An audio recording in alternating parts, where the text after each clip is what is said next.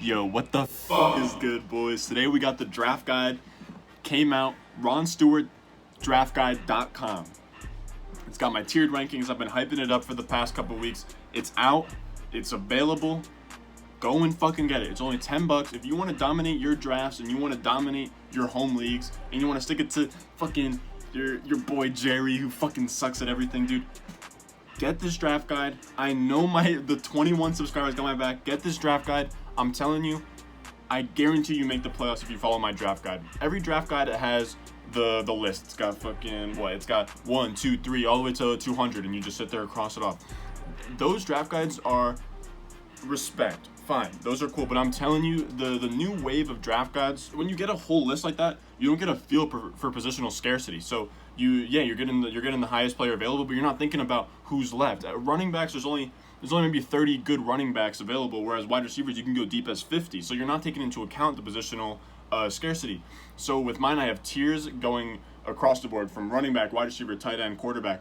And it's not Lamar Jackson. It's not Lamar. Lamar Jackson and Patrick Mahomes are in tier 1, but they're not going to be next to Saquon Barkley and Christian McCaffrey. They're going to be down toward maybe tier 5 of the running backs. This draft guide is special. You buy it off my website. You get onto Google Sheets or Excel, download it, and then you can just cross off each player in each tier, and you can see who's the best available across the board. Now, it's going to be updating from now until the end of the offseason, so all you have to do is just go back to the website and re-download it, and you'll get the updated version. I'll be updating it probably once or twice every week. I'm making changes all the time. As I said, RonStewartDraftGuide.com. Today we're getting into a mock draft. Without further ado, let's get into it, man. All right, what's going on, boys? Today we're hopping into a little mock draft. Got the camera running right now. We're at pick number 3. Hoyt wheels on the clock. This is gonna be my first mock draft because today's the big draft guide, man. It came out. It's got tiers and everything. I'm gonna be looking at my draft guide during this mock draft, and I'm just excited. Or it's not a mock. It's a drafter's best ball, like I think $5, $1 draft. So a little bit at stake. Not people just like randomly drafting. So let's get into it, man. Right here at this 9 spot, I'm eyeing down Adams and Michael Thomas off the board. I'm probably eyeing down someone like Miles Sanders here.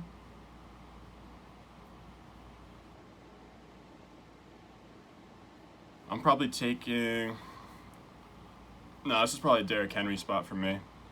Just lock in Derrick Henry, whatever, he's a beast. Nothing too crazy, but when you look at this this format, I guess, what is it? 1 quarterback, 2 running backs, 3 wide receivers, a tight end, a flex. I think 20 roster spots, but I don't know, man. This drafters website, Nick Ercolano put me onto it. It's been fun to hop in some of these drafts. I think I got maybe like $25-$50 deep in some best ball drafts, and it's only July, so we'll see where it goes. But I mean, Kenyon Drake in the first round, I don't mind it. I don't know. Here, after taking Derrick Henry, I'm honestly eyeing down probably Tyreek Hill, Julio Jones, or Travis Kelce here. I don't mind the strategy, especially in a 0.5 PPR, of going like super stud running back and then maybe just loading up on wide receivers and just forgetting about RB2 later. I don't mind going with like an RB2 of guys with like super high upside, like Geis, Dobbins, like that kind of, like DeAndre Swift, that kind of tier. But this guy's taking a little bit. Ravens 99. But yeah, man. Yesterday it was fun. We had the UFC 251 fights. My picks, they weren't crazy good. But we went up, I think, 1.7 units, so that's not bad.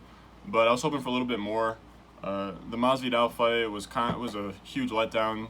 Wow, this guy really went Mahomes, Lamar Jackson. So it's kind of a weird way to start the draft, but I don't mind it. We got money on the line. If this guy wants to be weird and go Mahomes to Jackson at the end of this, whatever. I mean, I don't know. It's best ball, man. Sometimes you got to diversify. Like, In best ball, I won't go exactly by my tiers. I'll usually or by my rankings. I'll just go by tiers, and I'll just like mess around with whatever, because you want to have exposure. You don't want to just go into these best ball drafts and draft the same team every single time, because then, or who was that? Who did I say I wanted here? Kelsey go. I'm thinking probably Julio. Why not? Now what? We got Julio and Derrick Henry. That's not too bad. I don't mind that start. Either way, the middle rounds where you really win these things. Like as long as Julio and Derrick Henry don't bust, we're looking nice. But yeah, like I was saying, man, those UFC 251 the fights were super fun. That guy Jiri Prochazka, whoever he was a featured fight for the prelims.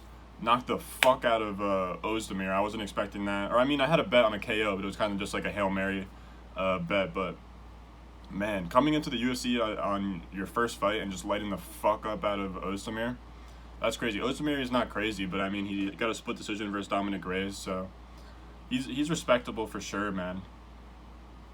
But as we're looking here, what we got 15 picks until that next one.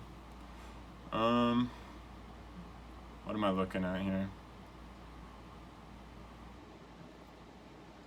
What do we got? Kelsey won't make it back to me. Yeah, no way Kelsey makes it back to me. But here I'm looking at, I think Clyde Edwards-Helaire would be super fun at the beginning of the third. I don't really see that happening though. What else? Clyde Edwards-Helaire and Jones. Yeah, it's probably gonna end up being some sort of a high tier wide receiver, like an Amari Cooper, Kenny Golladay type. But I've been messing around with these rankings, man. I just finished up that. Hold up. I'm gonna adjust my chair real quick. What the fuck? I feel like I was a little bit low on the screen, but this draft guide, I've been working on it. We just got the website up and running, RonStewartDraftGuide.com. You know, we got the tiers: quarterback, running back, wide receivers, tight ends. And you can cross it off as you go. Now, in a best ball draft, you don't really want to go super strictly by the rankings, so I'm not gonna sit here and waste y'all's time and cross out all these wide receivers and running backs. But we're just gonna let this draft come to us, and we'll take the best player available as far as we go, according to these tiers. So, I mean, we'll see what happens. These guys are going a little bit slow here, but sort of what you get with a best ball draft. But yeah, man, that UFC 251 card, it wasn't as crazy as I wanted it to be. Like Usman just sort of hugging the fuck out of Masvidal, like, not what I'm trying to see. It's a boring fight. Like I honestly think that stomping on somebody's toes probably shouldn't even be allowed in UFC. That's kind of some pussy shit. Like that's some shit. Like if you're wrestling with the boys, like there's some unspoken rules. Like there's no ball taps. There's no punches to the face. And in the UFC there shouldn't be stomps to the toes. Like that's just stupid. No reason for it. But I really thought Masvidal was gonna pull it off. I think 3 units was kind of a hefty bet to put on him. But regardless, man, we had a positive card, and I love all the love and support I got on that video. It's the most viewed video so far, UFC 251. But I'm looking to do more sports, man. I'm a fantasy football guy, but I'm also I'm a fantasy and sports bettor. Anything to do with money in sports, I'm with it. So it's not just football. It's gonna be basketball. Dude, when the NBA comes back, look out. I'm gonna have some crazy picks for the NBA. And then we got then what else we got? I mean, baseball, probably not though. Can't be bothered with baseball. I'm sorry. Any of you guys out there that fuck with baseball, I'm sorry, man. That's a tough sport to watch for me personally. I mean, for the little section before the NBA comes back, I'll watch a couple baseball games here and there, but I don't really know enough to bet on it. That's probably the one sport that I won't bet on.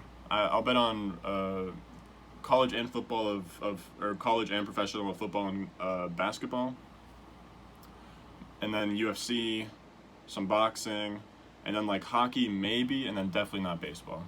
A little bit of soccer too. I play FIFA here and there, so you know I know the players. I'm nice with the sticks. I got the skill moves, whatever, you know. But where are we at right now? We got DJ Moore, Godwin. I don't know why he keeps on going backwards like that. What do we got? DJ Moore, Godwin, Edwards-Helaire. Edwards-Helaire at that 24 spot. I love that value. I think people are a bit hesitant on Clyde Edwards-Helaire. When you look at Edwards-Helaire, man, I think that you could really make the case that, like, just throw Clyde Edwards-Helaire aside. Where would you rank Kareem Hunt in this like the current fantasy landscape. When you look at it and you go scroll back, I'm thinking Kareem Hunt. I mean, after Ezekiel Elliott, like prime Kareem Hunt on the Chiefs. I'm taking him right in that range with I don't know why it like shut me out like that, but I'm taking that right in that range of Derrick Henry, Joe Mixon. So I think you could even argue you're getting Clyde Edwards-Helaire on a discount as long as he slides into that Kareem Hunt role.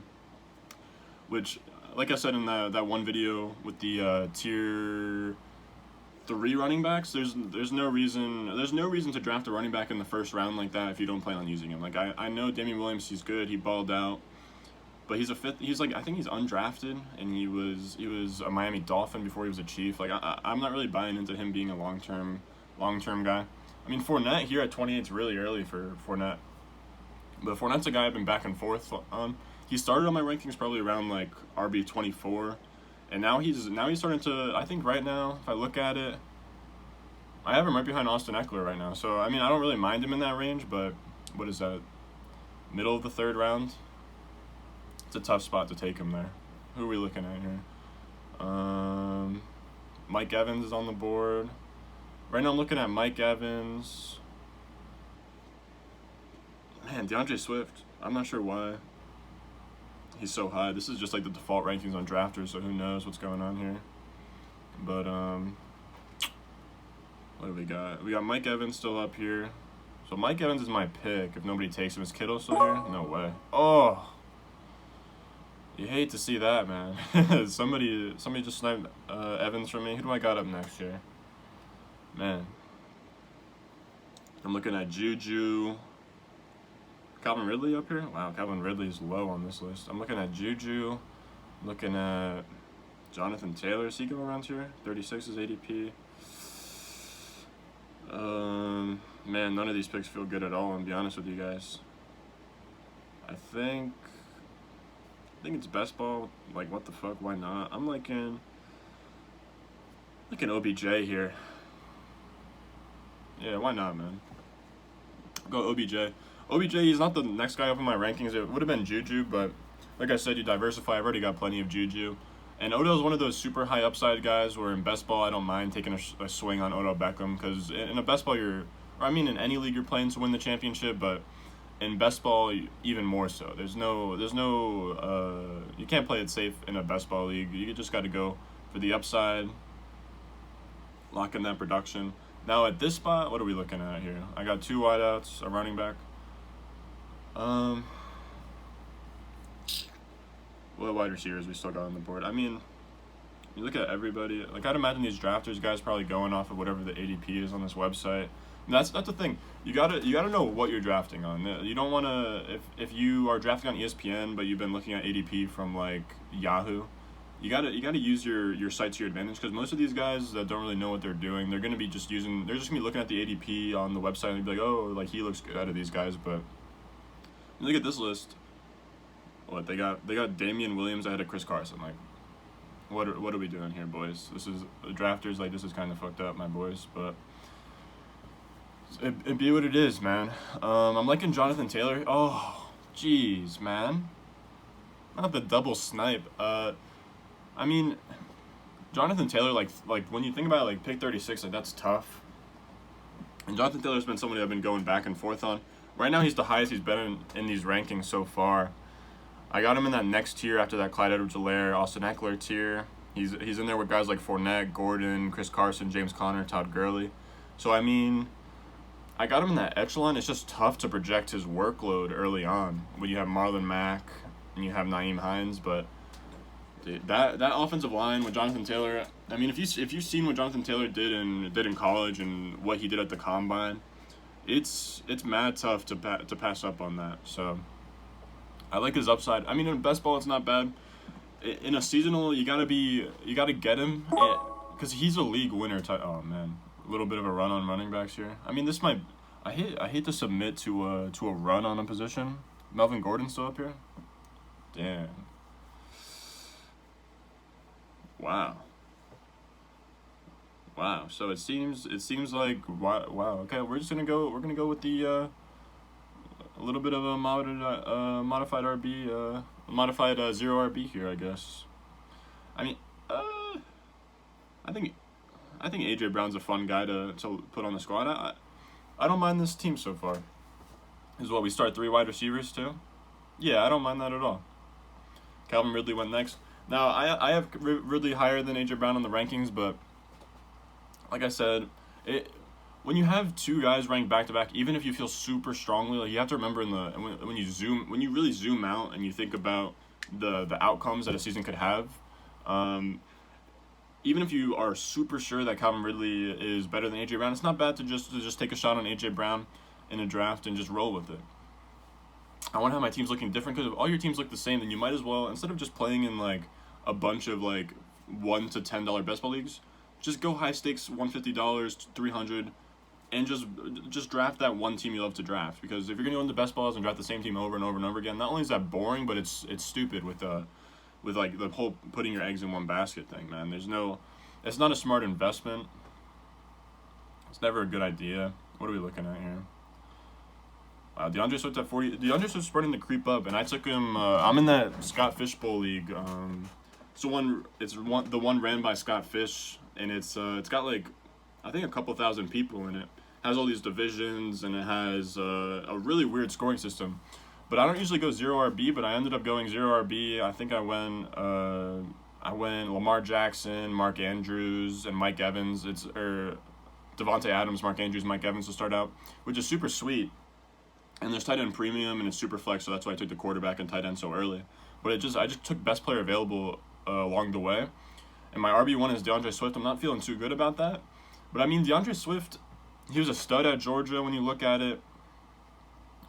I mean, Kerryon Johnson, do we even know if he's good anymore? Or not anymore. It's not like he's washed and like old, but I'm not sure if the talent was ever really there. Like he had a couple good weeks, but I heard on a podcast this week that he said himself that he doesn't view himself as a workhorse back. Like that's a weird claim to make as a running back who seem like they always want to have like a 3-down role. Even you have like bums like what's his name? You could have a bum like Lamar Miller saying that he thinks he's a true three down back. So it's weird coming from Kerryon Johnson. DeAndre Swift, I like it. I mean, they took him early in the second. Some people had him as their RB1. I had him as my RB2 coming into the draft. Jonathan Taylor, DeAndre Swift. DeAndre Swift, he looks super crisp. So I mean, that's not a bad guy to have. That's one of those guys I wouldn't have mind. I'm not going to take him at the 43 spot though. And you have, or no, not the 40. What was I picking? At the 40 spot with AJ Brown, Calvin Ridley, Robert Woods, Mark Andrews. Like none of those guys I'm taking over DeAndre Swift. And I'm even taking, Le'Veon. Oh, my man. What are we doing? I don't know. I think the hype for DeAndre Swift, I hate to say it because I like DeAndre Swift, but it feels like once draft season comes around, he might be one of those guys that balloons up like David Montgomery did last year. David Montgomery. Now, DeAndre Swift's super talented. David Montgomery, I knew from the start, not talented guy, but because he's a rookie running back, he's going to get all this volume in the Chicago offense and whatever about Tariq Cohen. Now, everybody's like, oh, you have to get on top of this rookie running back. Everyone's chasing that 2017 season when you had guys like Fournette, McCaffrey, Mixon, Dalvin Cook, Kareem Hunt, Alvin Kamara. Crazy class. But DeAndre Swift, the likelihood that he's in like a Kareem Hunt type of guy, like RB1 his first year, is pretty low. So 43 when you have Terry McLaurin, Robert Woods, like these guys are all guys that are like surefire top 24 guys at the very least, to be honest. I wonder if Metcalf is still on the board. Gotta be. Yeah, Metcalf is still on the board. I've been seeing Metcalf go crazy early recently. But I mean, yeah, so Lockett goes ahead of Metcalf. I think I have Metcalf one slot ahead of Tyler Lockett. And I broke that down. I recorded that video. I don't think it's up yet, but I recorded that video a couple days ago. It should be up by the time this video's out. But second year breakouts, it's going to be Metcalf, Marquise Brown, and Terry McLaurin, why they're going to break out in year 2. I go over, I wrote an article on some nerdy stuff about fantasy points per game correlating to yards per route run in year 1. So that's a cool video. Goes into those guys. I think all three. I'm higher than consensus on all three of those guys. I think Metcalf is a guy. It's not a matter of when, it's a matter of if. Or no, it's not a matter of if, it's a matter of when. Like he's gonna he's going to be like a top like 10 talent in the league, in my opinion. Just a matter of when. But I'm a guy who I'd rather be too early than too late.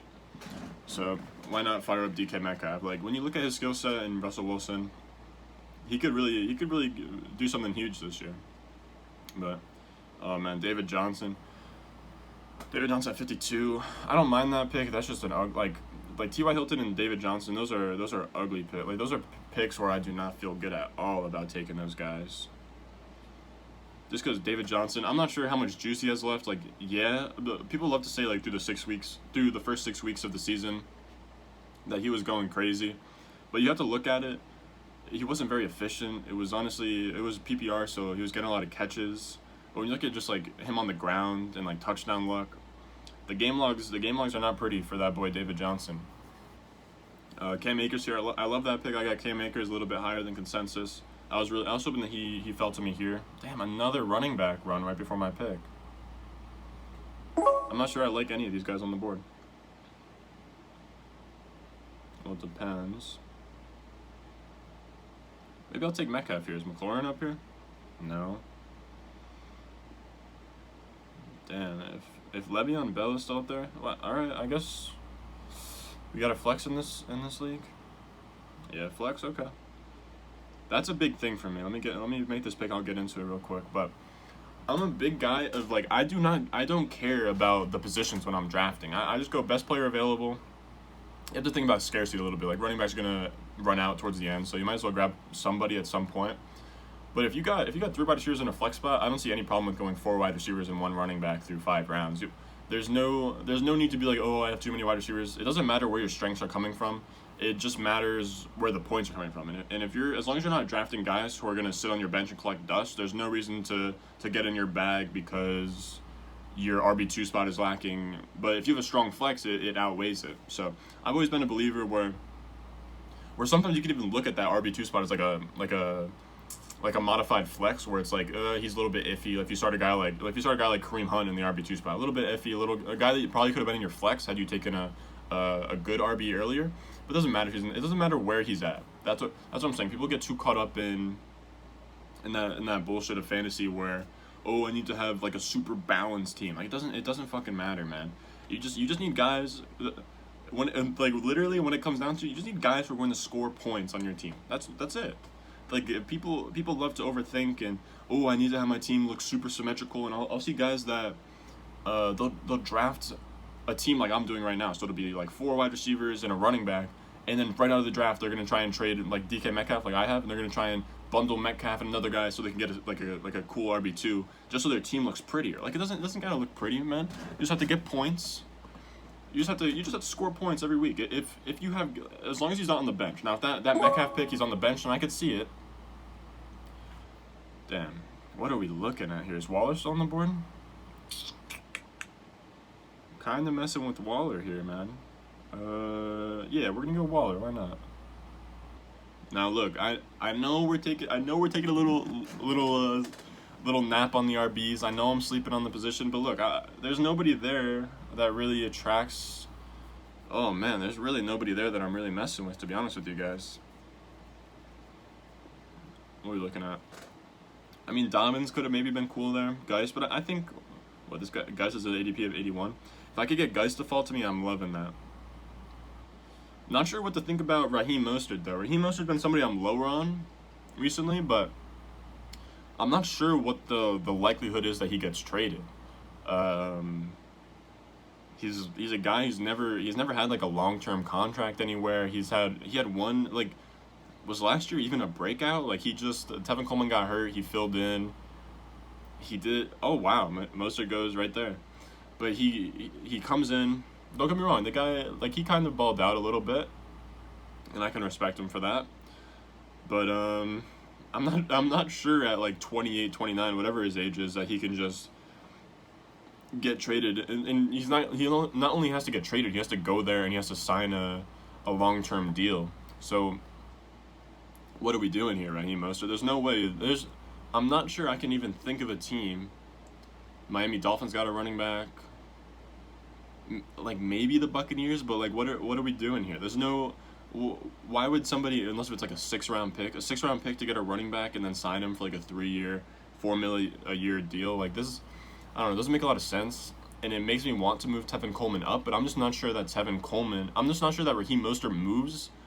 And then you're just banking on Raheem Mostert moving, because if Raheem Mostert does get traded, Tevin Coleman feels like a sick low-end RB2 to have. But if you draft him earlier than needed, and then Raheem Mostert doesn't get traded, it's kind of a burned pick. Now that I think about it, like honestly, after you fill up that starting 2 running backs, whatever it is in your league, once you start going to the bench, you can just swing for the fucking fences, man. There's no reason to go for safe guys like Julian Edelman before the Cam Newton stuff.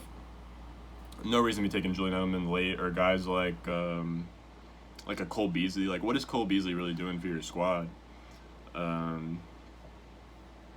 There's no reason to really get those like super high floor, or like I had a tough time taking Jamison Crowder. I mean, I don't mind it in a best ball because he will secure you those weeks when you get a guy like Will Fuller who's going to put a hole in your lineup. But in like a seasonal league, I'm not sure Jamison Crowder is really doing much for me. Unless if it's full PPR with like 3 wide receivers, I could see it. But I guess he's not a bad person to have on the end of the bench. He's just not a guy I'm dying to start ever. I'm just not sure. I'm not sure you look at the Jets and then they come into a game. And now look, I'm a Jets fan. Very unbiased when it comes to Jets takes.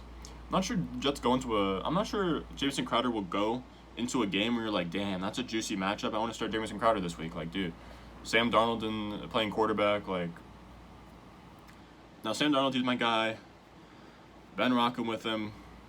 Now, I mean, to veer away, I don't know. We're doing a mock draft. Why not talk a little bit of everything here? But when you look at the Jets, now I'm a Jets fan, like I said. It's a depressing time. We're second hardest schedule in the league according to strength of schedule, but the strength of schedule is actually it's based on Vegas win totals. So like it takes a composite of all the opponents' Vegas win totals. It's much more accurate. But it's the second hardest.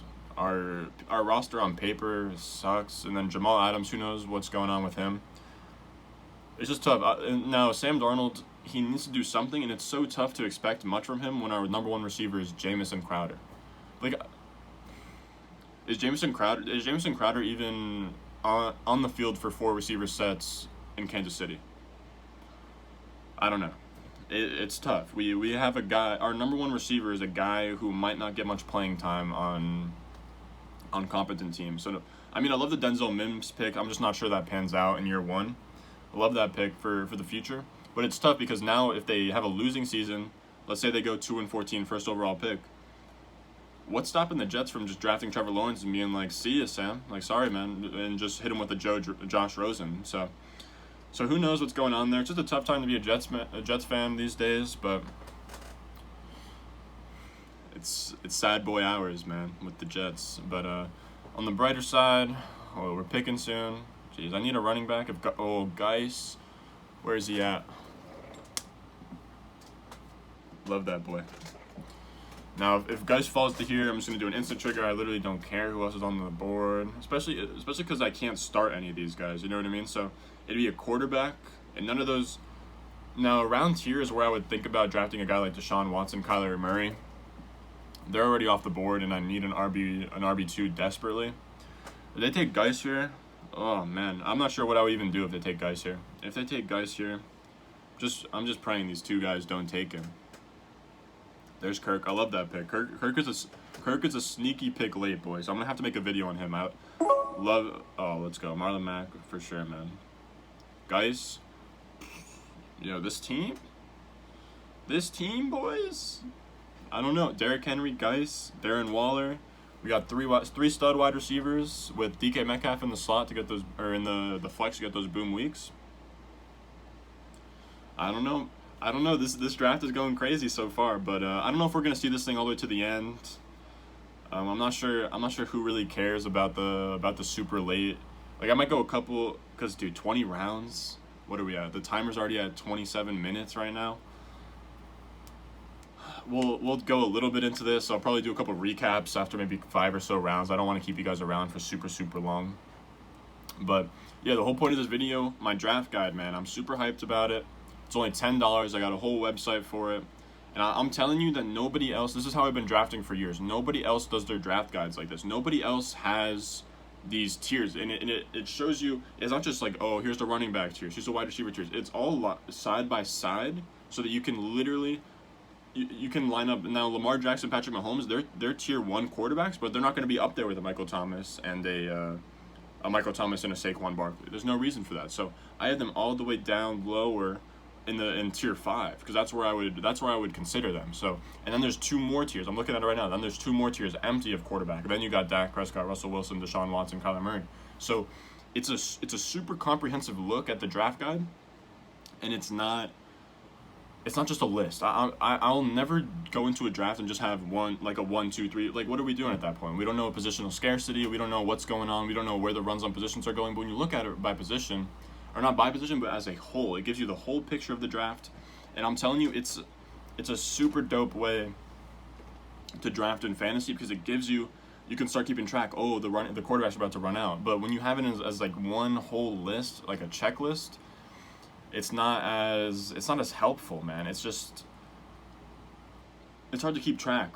And then you find yourself like, oh shit, like now I'm stuck with Greg Olsen as my tight end 1, like but dude, it gets to a point where you start to forget about who's left later on because it's just this big 200 player list. You don't know what the hell is going on. You're just taking, especially like as a beginner, I'm saying, like from a beginner's perspective, you're like, what the hell is going on? But even as you go further, it's only $10. You look at it and it's comprehensive. You can just cross it off. You can download it into Google Sheets or Excel, and you start to just cross it off. And it just gives you a look at what the hell is going on in a fantasy draft when you have 200 plus players getting drafted. It just has tiers. It even has mini tiers within the tiers. It just gives you a really good look at who's left where. All right, so now here, I think I'm a big fan of just, especially in best ball. If it's not best ball, you will not see me take a guy like Darren Waller or a guy like Tom Brady. In a seasonal league, I will just hammer the fuck out of RB and wide receiver. I'm not even worrying about anything else at that point. But what we got at running back? Alexander Madison up here. Alexander Madison. What's his ADP? 113. Jesus.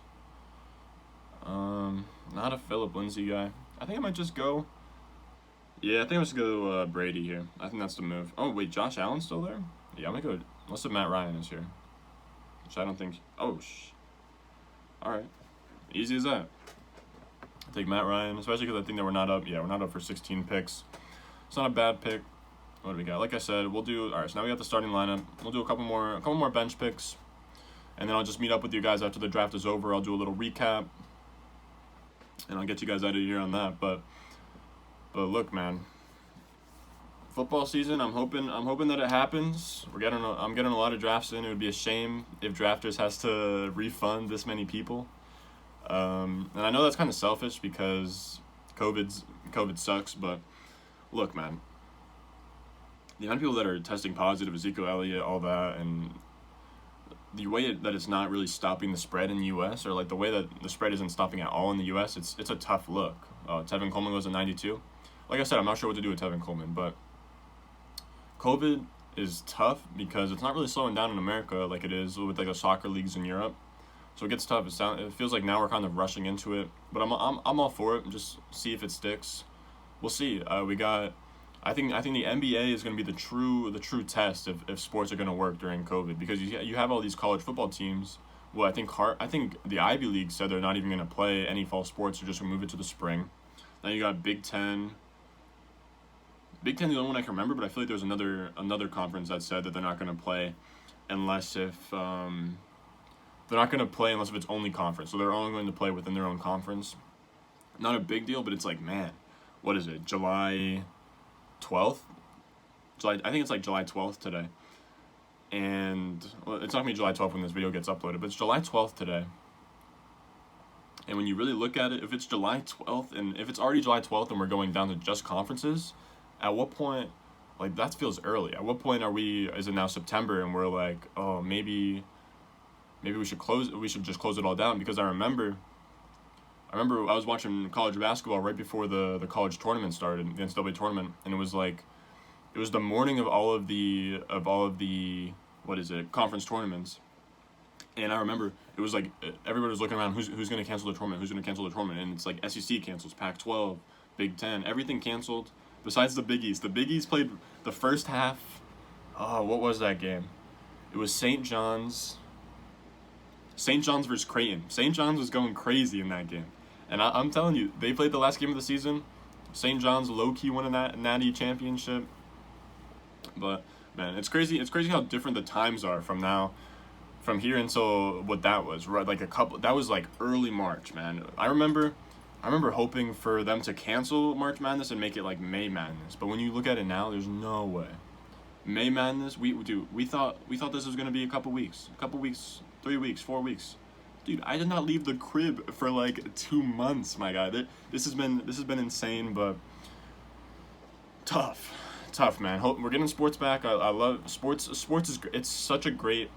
My whole thing about covering sports and doing sports betting, it's just a fun escape, man.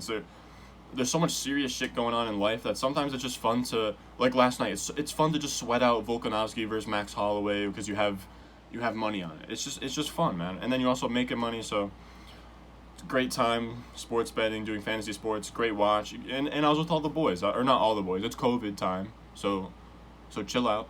Like 5 or 6 of the boys in a basement, fairly spread out. We were watching the fights. It was a fun time, just hanging with the boys. I haven't done that in a long time, or I have been doing it recently. Like July 4th, I hang out with some of the boys, but before July 4th, dude, never. From July 4th to like March 4th. What's that? March to April, or like March to April to May, May to June, June to July. That is 4 months, man. Like crazy shit going on right now, but. Said, I just bet on sports and do fantasy football, or not only just, or probably just fantasy football, dude. If you're out there playing fantasy basketball, just stop. Man, if you are playing fantasy basketball with the 82 games or fantasy baseball, stop. No need. There's no need. Because dude, I think the best part of fantasy football. And hold up, Brady's on the board. Oh, boys. Tough look for your boy. Tough look for your boy. The quarterbacks were 100% still around. I have Tom Brady in the same tier as Matt Ryan, so tough look for your guy. It's fine though. We just brushed that off. No reason to bask in. I wonder if Madison's still here. Madison's still here. I think I'm just gonna go Madison. I don't mind that pick. Still not sure if Dalvin Cook's actually gonna hold out. Still not sure he's gonna hold out. I'm not sure. I don't know. I could see him holding out. I'm just not sure he has a lot of leverage. There's new rules in the CBA, which I don't really fully understand yet. I'm not gonna dive deep into contract shit. Like I don't care enough. I don't care enough about contract stuff to know about Alexander Madison. There comes to a certain point. I mean, I care enough to get into Excel and make a fucking draft guide, but I'm not gonna read lawyer shit. I'm not gonna read a lawyer shit and then pretend, and then I'm going to pretend to you guys saying, oh, I know what I'm talking about. The CBA makes sure that you can't sit out. Like, dude, nobody really knows what's going on with the holdouts. Nobody knows what's going on with the COVID. This whole season is kind of gonna be a shit show. I'm gonna be honest with everybody. People are gonna be out. People are saying on Twitter, oh, you should have an IR spot for COVID people. Like, no. Just man up and play fantasy. If your guy is out because of COVID, you should just sit his ass on the bench. Like, that's just what happens when a guy sprains his ankle. You sit him on the bench. I mean, injuries happen all the time. I think people are overreacting a little bit about how COVID is going to like affect the landscape of fantasy football. You should have more IR spots. Like, dude, I've never used an IR spot in a seasonal league. I've used it in Dynasty. Dynasty's gonna be fun though, because if this season goes to shit, I'm not sure how rookie drafts are gonna look, man. No. You can't really do rookie drafts. I mean, maybe it would just be not a lottery. Maybe you just randomize it, man. Like, I really couldn't tell you what to do in a dynasty league when it comes to this COVID stuff. What are we looking at now? I'd love to stack another running back in here.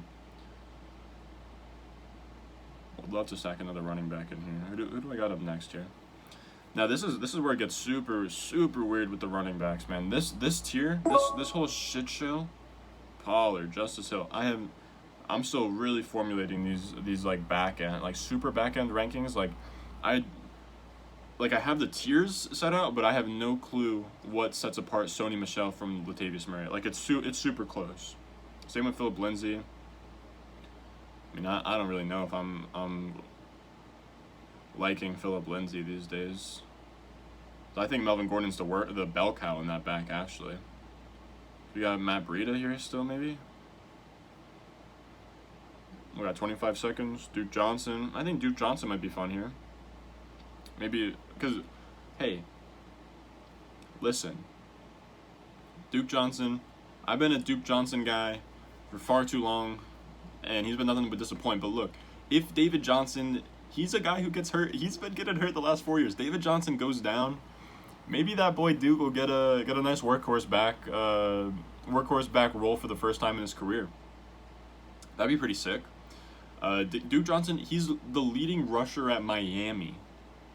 He's the leading rusher at Miami, and you have those guys, Willis McGahee, I think Frank Gore, Clinton Portis, all from Miami. And Duke Johnson, the guy who nobody wants to give respect in the NFL, is the guy who has that franchise record for most rushing yards. So I don't understand all the Duke Johnson hate in the NFL. I feel like he balled out that 1 year in Cleveland when he was just kind of a crazy PPR back. But I don't know. I just can't stand all this Duke Johnson. Like, people are just... It seems like coaches just misunderstand the kind of player that Duke Johnson is. The guy can be a bell cow back. I think if I'm an NFL GM, you give me a choice between if I'm a team with a super terrible running back room and they're both free agents and I can only take one of them, I think I'm taking Duke Johnson. I'm not sure it's that close either. Duke Johnson's got a skill set, an all-around skill set.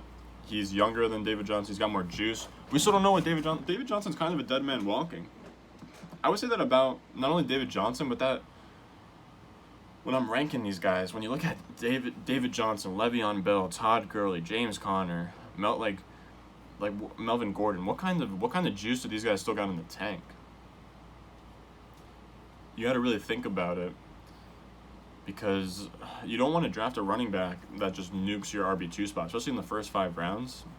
That's why I don't mind just passing on the RB2s, because I've been a guy that wants to hammer RB early, but once you get towards that back end where it's like these old guys, I don't mind them, but they could easily bust your team. James Conner, he gets hurt all the time. Todd Gurley, I'm not sure if Todd Gurley can even handle more than like 15 touches in a game. I know they have nobody behind him, but if they start really feeding him the rock, I'm not sure that he can hold up. I'm not sure he holds up to a 16-game season. So it just gets really tough. That maneuvering, those RB2s are always super tricky. That's why I don't mind shooting for upside with guys like DeAndre Swift, Darius Geis, J.K. Dobbins. Who else is in that range? I guess, yeah, just those 3 guys are guys I'm really targeting in my RB2 spot if I go like I did in this draft, where I go, I would call this, I guess, modified 0 RB, where I didn't draft a running back. I didn't draft a running back 2. Oh, no, I didn't draft an RB2 until the 7th round. Then you have to hammer it away. You have to, especially in a best ball where you can't pick up running backs off the waiver wire. Now I'm kind of a slave to this, and I have to just keep pounding running backs. But who am I looking at after this? Like, so I'm not scrambling on the clock like I have been like an idiot for the last couple picks. Like I said, it's a $1 best ball draft. It's almost better if you draft clueless and you draft super sharp at points, just because you want to diversify, and you could stumble across things that you would have never thought happened. Like who went crazy last year? Like Devontae Parker. If I would have stayed so far away from Devontae Parker last year in best balls, but if I was just like messing around, like, oh, this would be fun to just have Devontae Parker on my team, and he pans out, now you won a best ball league and you cashed out. So, like I said, be in terms of like if you play poker, you want to be super loose in a best ball. I don't care what's going on here. As long as I got the tiers right, I don't really care about the exact rankings, because it's all relative in best ball. There's no reason to to like be super sharp. I mean, if it's super high stakes and like your fucking nutsack is on the line, like for sure, go in there with rankings, be super structured about it. Don't be an idiot. But yeah, I'm gonna make this next pick. I'll make this next pick and then I'll see you guys at the end of the video. But I'm looking at, who am I looking at here? I'm looking at, man, we're getting deep here, huh? I wonder if Ayuk is still available. He's a guy that I've been seeing go late. But yeah, if you're still sticking around, man, subscribe. You're the boy. Look, I think we're at maybe 22 subscribers right now. I think we could hit 50 before July ends, man. I think 50 would be a sick number to hit. And now I'm saying that 50, like what's 50? Like what's 50 when you have 700 Instagram followers because in high school? Like everybody has like 500, 700 at the very least on Instagram. Like 50 subscribers on YouTube. It feels good. It's not just a follow, but it's like a sign that you really rock with me, you know what I mean? I'm trying to do some cool stuff on this channel. I want to do, like I said, I'm going to do betting, I'm going to do fantasy sports. I want to find a way. I love my friend group, man. I love the boys. I want to get the boys involved in these videos. I don't know if I should do like podcasts with them, if I should do like vlogs with them. I'm not sure. If you guys have any recommendations for what I should be doing with the boys, let me know. But I'm telling you, you guys would fuck with my boys. Funny group of guys, man. Let me think. I don't know if I want to go Ayuk here. Maybe I should pound one more running back before I start going elsewhere. Who do we have?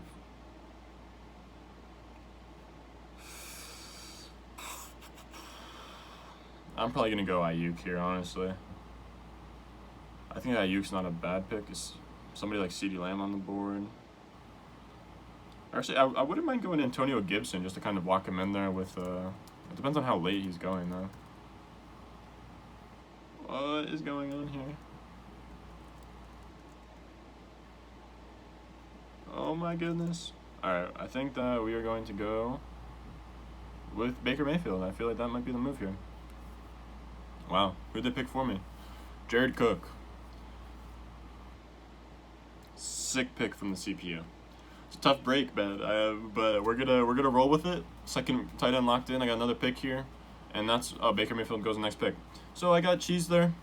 I'm talking to you guys, so I'm not super sharp on the clock, which is tough.